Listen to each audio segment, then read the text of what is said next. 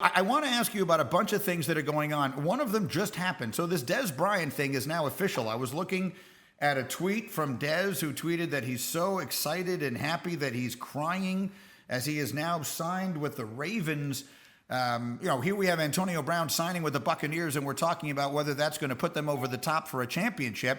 What do you think of Dez Bryant signing on with the Ravens in the way that he is? Do you think there's a real chance at this stage of his life that he can make a difference for that team?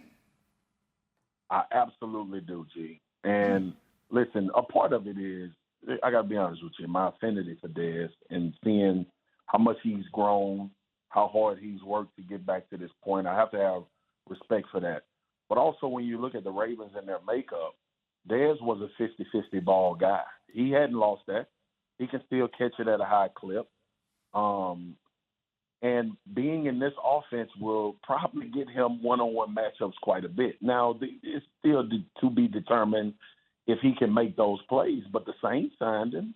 They wanted to see what it was like. Dez was prolific in the times that I saw him, from the time he was a rookie up until things ended in Dallas. But it's just one of the I hope it's one of those stories, right? We got Cam right now, who we don't know what's going to transpire as the season goes further. But this could be another one of those stories of a guy, of having the idea that a guy is done, and certain situations and circumstances happened or transpired that caused it not to be that. He just had to go. And then he tears his Achilles in New Orleans when they had signed him. So to try to go resurrect himself in Baltimore with this offense with Lamar Jackson, his opportunities will be there to make plays when he gets on the field. I think Dez could be very successful because he's not going to be asked to be a 1,200-yard-a-year receiver, and he's not going to be asked to carry the full weight offensively and be the guy but he can fit into this piece, sort of like an Anquan Bolden situation, G. Now, stick with me, right? Anquan Bolden was a great player, but he was physical, he could get open, and he could win one-on-one matchups. And I think that's what Baltimore sees in Dez Bryant. Now, it's still to be seen. He's been out of football. But based on everything he's done in his career, that's him. Yeah, I just looked it up. He's only 31. I think people might have thought he was older than that. Yeah. So he'll have a shot, and we'll see what will happen. I'm glad to hear your thoughts on it, and we'll root for that. I think it would be a good story if he's there. We'll see if that's the piece that makes some difference for Baltimore. They have the huge game this weekend against the Steelers. Meanwhile, I've been waiting here to ask you about your thoughts on your team, and which is the Cowboys. And I was listening again to the Jerry Jones soundbite that we got right at the end of our show today of Get Up this morning, and then I saw you were immediately on with Stephen A. and Max on First Take. And I know Stephen A. said today he believes that Mike McCarthy will only have one season in Dallas.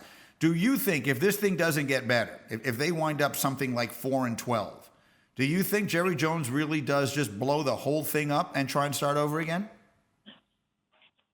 My experience with him is no. The stubbornness won't allow him to admit he's wrong. But, gee, that's the direction that it should go. Or at the minimum, you find a new defensive coordinator. But I don't want to get too football because you asked a specific question. Mm-hmm. Should Jerry blow it up? Yes, he should.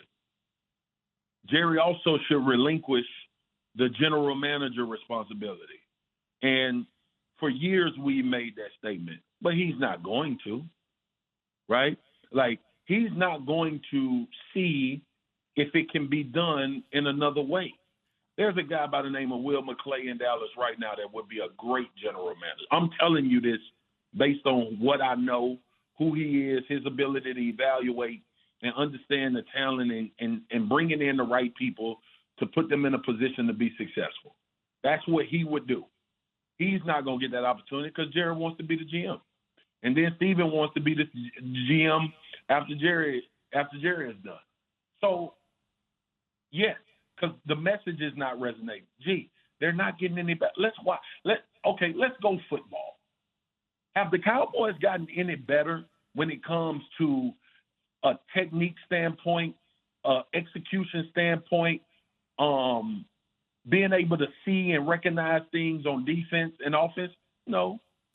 It's the same team giving up the same type of plays, showing the same type of performance that they've been showing, even though Dak was masking a lot of things that were going on. Now, it's not Mike McCarthy's fault that they turning the ball over. It's not his fault that Zeke is not playing well. That's not his fault. That's up to individuals. And I say it a lot of times, players get coaches fired.